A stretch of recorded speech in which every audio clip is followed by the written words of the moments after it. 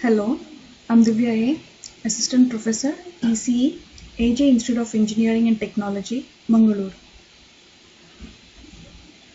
So continuing with Module 4, today in this video lecture, I will be explaining about dielectric thin film filters and about diffraction gratings.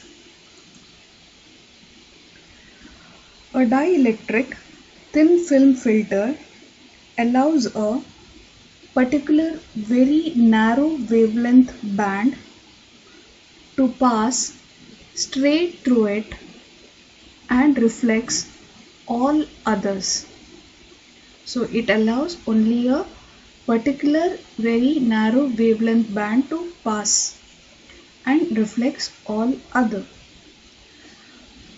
So thereby it is used as an optical bandpass filter. So the basis of these devices is a classical Fabry-Perot filter structure, which is a cavity formed by two parallel highly reflective mirror surfaces. So this structure, it is also called as a Fabry-Perot interferometer or an etalon, and it is also called as thin film resonant cavity filter.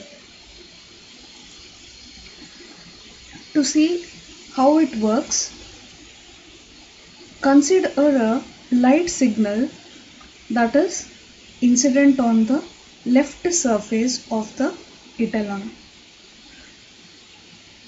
After the light passes through the cavity and hits the inside side of the right side of the etalon, some of the light leaves the cavity and some of them is reflected back. So the amount of light that is reflected depends on the reflectivity R of the surface. Now, if the round trip distance between the two mirrors, if it is an multiple of wavelength lambda, that is lambda, 2 lambda, 3 lambda, etc., then all the light at those wavelengths that pass through the right facet, they will add in phase. So this means that these wavelengths will interfere constructively in the device output beam. So what happens is, when they interfere constructively, they add in intensity. So these wavelengths are called the resonant wavelengths of the cavity. The etalon will reject all other wavelengths.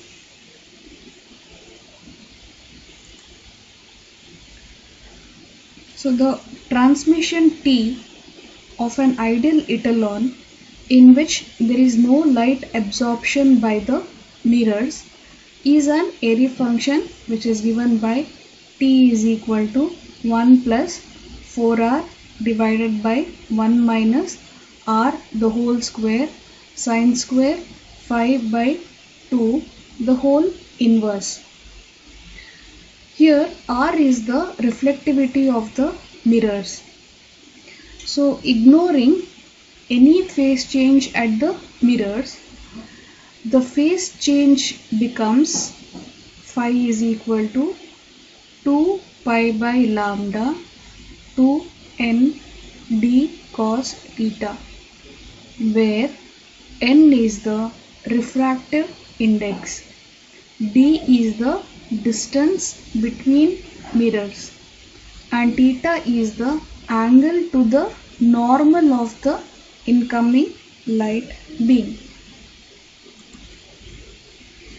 So here this figure, here we see a generalized plot of equation 10.53, that is the equation of transmission T of an ideal etalon. So here the range is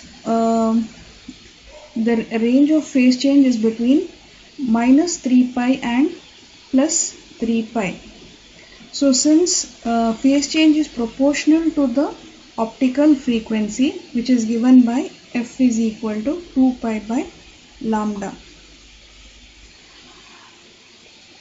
So this figure shows that the power transfer function T is periodic with respect to time, is periodic in frequency or wavelength. The peaks of the spacing, called the pass bands, occur at those wavelengths that satisfy the condition n lambda is equal to 2 into n into d, where n is an integer. So the distance between adjacent peaks is called the free spectral range or FSR. So they can be expressed in terms of either the frequency or the wavelength. So in terms of frequency, it is given by C by 2ND, and with respect to wavelength, it is given by lambda square divided by 2ND. So where lambda is the wavelength at the transmission peak. So a thin film filter, so TFF here stands for thin film filter. So it consists of multi-layer of thin film coatings of alternating low index and high index materials. So the layers are usually deposited on a glass substrate. So each dielectric layer will act as a non-absorbing reflecting surface, so that the structure is like a series of resonance cavity which is surrounded by mirrors. So as the number of cavity increases, the passband of the filter increases to create a flat top for the filter, which is a desirable characteristic for a practical filter. So in this figure, the filter is made such that if the input spectrum contains the wavelength lambda 1 to lambda n, then only lambda k passes to this device and all other wavelengths are reflected. So thin film filters are available in a wide range of passbands, varying from 50 GHz to 800 GHz and higher for widely spaced channels.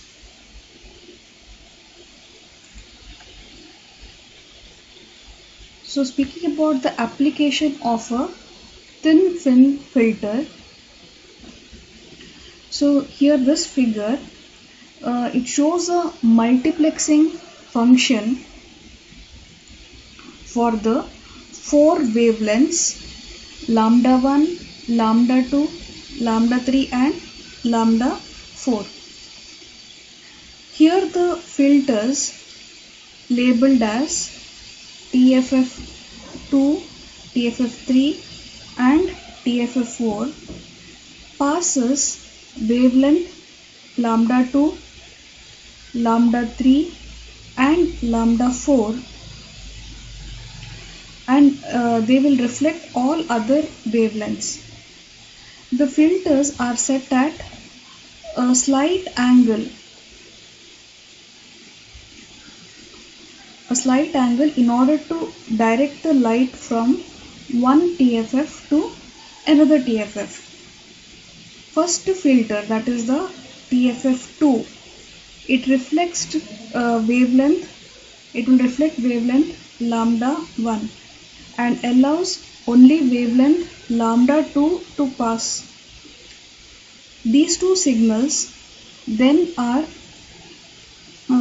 reflected from the filter TFF3, where they are joined by the wavelength lambda 3. After a similar process at filter TFF4, the four wavelengths can be coupled into an optical fiber by means of a lens mechanism. So now, to separate the four wavelengths from one fiber into four independent channels, the directions of the arrows in this figure, they are to be reversed. So since a light beam loses some of its power at each thin film filter, because the filters are not perfect, so this multiplexing architecture works for only a limited number of channels. So this is usually is specified as being 16 channels or less. So next, coming to diffraction gratings. So a diffraction grating, it is a optical device that spatially separates the different wavelengths contained in a beam of light. So it separates the different wavelengths. So the device consists of a set of diffracting elements, so such as the diffracting element can be a narrow parallel slit or grooves that are separated by a distance comparable to the wavelength of the light.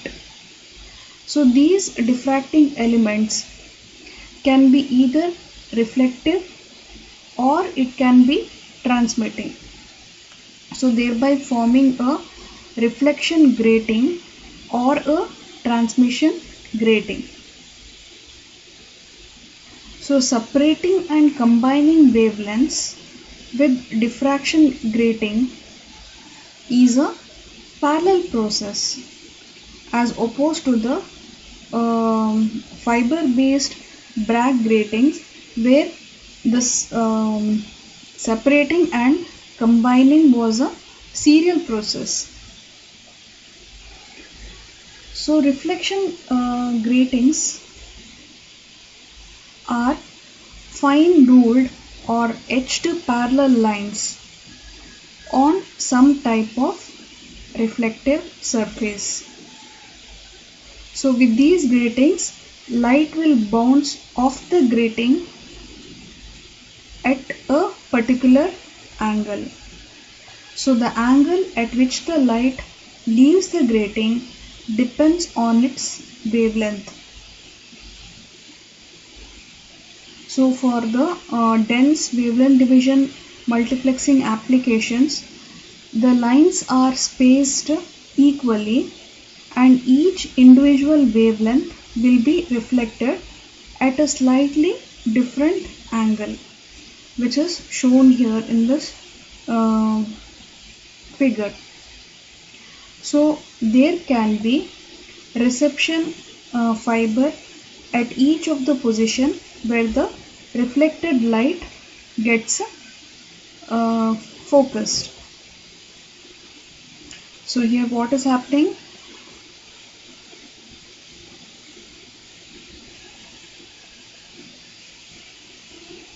The lines, that is the gratings here, they are spaced equally, and each individual wavelength, that is lambda 1, lambda 2, lambda 3, lambda 4, will be reflected at, as you can see, at slightly different angle.